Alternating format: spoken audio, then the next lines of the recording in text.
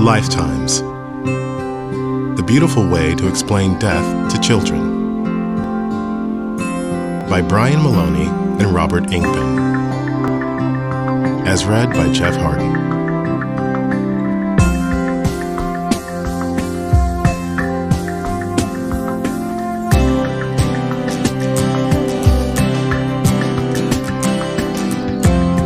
There is a beginning and an ending for everything that is alive. In between is living.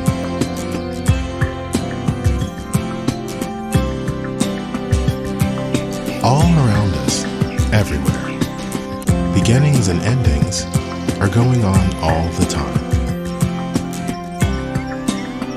With living in between. This is true for all living things.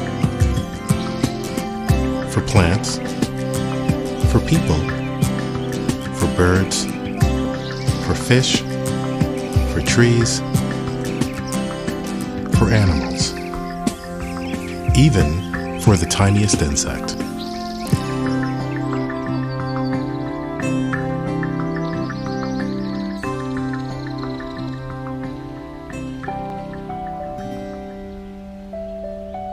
Nothing that is alive goes on living forever. How long it lives depends upon what it is and what happens while it is living. Sometimes living things become ill or they get hurt. Mostly, of course, they get better again. But there are times when they are so badly hurt, or they are so ill that they die because they can no longer stay alive. This can happen when they are young, or old, or anywhere in between. It may be sad, but it is the way of all things, and it is true for everything that is alive. For plants, for people, for birds, for fish, for trees, for animals, even for the tiniest insect.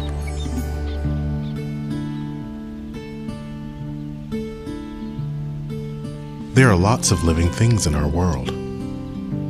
Each one has its own special lifetime. Trees that are tall and strong grow slowly, standing in the sunshine and in the rain. Some of them live for a very long time indeed, as long as 100 years or more. That is their lifetime. Rabbits and mice grow up in only a few weeks. Then they go on to live for a year or two, crunching up carrots and nibbling at cheese until they grow old and very tired, and it is their time to die. That is how it happens to be for rabbits and mice. It is the way they live, and it is their lifetime.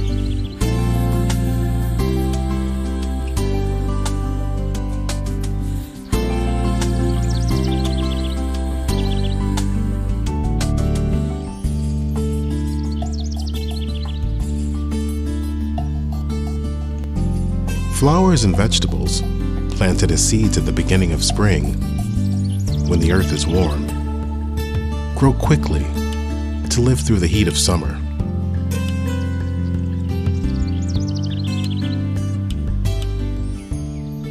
The days pass, and they become old during autumn, when it is cooler.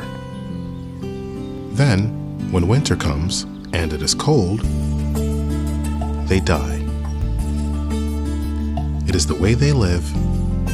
That is their lifetime.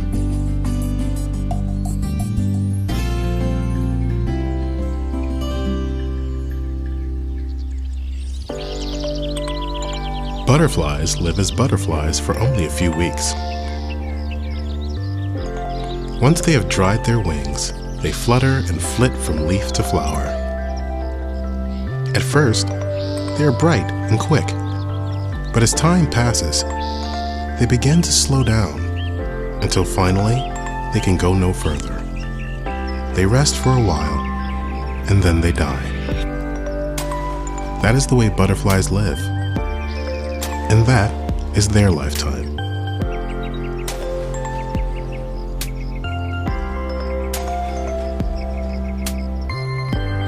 Birds grow up quite quickly too. It is often no more than a few months from the time they hatch until they are strong enough to fly and feed themselves. How long they live after that seems to depend upon their size. Mostly, the bigger they are, the longer they will be alive. That is the way birds live, some for as long as 50 years, others no more than 2 or 3.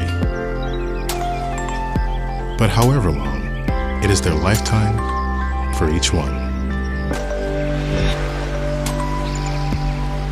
Fish, swimming in lakes and rivers or in the sea, can be so tiny it is hard to tell that they are there at all,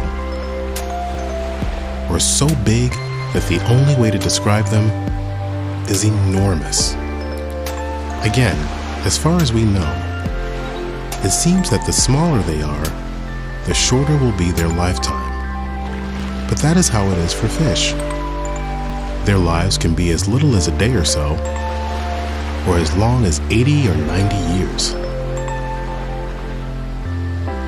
It is the way they live, and those are their lifetimes.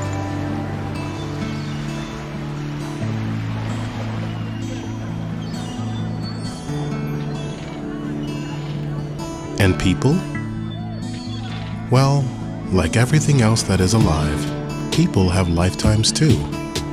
They live for about 60 or 70 years, sometimes even longer, doing all the things that people do, like growing up and being grown up. It can happen though, just as it does with all other living things, that people become ill or they get hurt. Mostly, of course, they get better again.